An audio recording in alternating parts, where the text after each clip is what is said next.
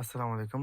Redmi Note 9 আপনার auto restart সমস্যা অথবা এমআই লোগো রিস্টার্ট সমস্যা যেভাবে সমাধান করবেন ভিডিওটা সেভ করে রাখেন। আশা করি আপনার কাজে দিবে। আসলে আমার হাতে Redmi 9 একটা মোবাইল আছে। মোবাইলের সমস্যাটা হচ্ছে যে এমআই লোগো রিস্টার্ট নাই। তো আমি ১ম এ মোবাইলটা এখন খুলে চেক করব যে এটার ব্যাটারি ফিউজের মধ্যে সমস্যা আছে কিনা।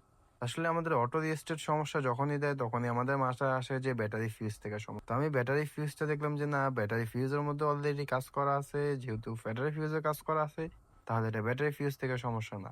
আর আপনি হয়তো জানবেন যে Redmi 9 আর Redmi Note 9 এই ২ টা মোবাইলের মধ্যে আপনার RFIC যে 4G আইসি, ওই 4G-P আইসি থেকে সমস্যা বেশিরভাগই দেয়। তো আমি প্রথমত 4G-P এর উপর যে স্টিল শিলটা আছে ওই স্টিল শিলটা রিমুভ করলাম। এরপর আপনারা দেখতে পারবেন যে 4G-P এর পাশে ছোট ২ টা রেজিস্টার আছে। রেজিস্টার যে নিচের রেজিস্টারটা আছে ওই রেজিস্টারটা আমরা রিমুভ করে দিলে আমাদের কাজটা 100% সমাধান হয়ে যাবে। তো আমি ছবির মধ্যে আপনাদের এটা মার্ক করে দিছি। তো এখন আমি রেজিস্টারটা রিমুভ করে চেক করব সমস্যাটা সমাধান হয় কিনা।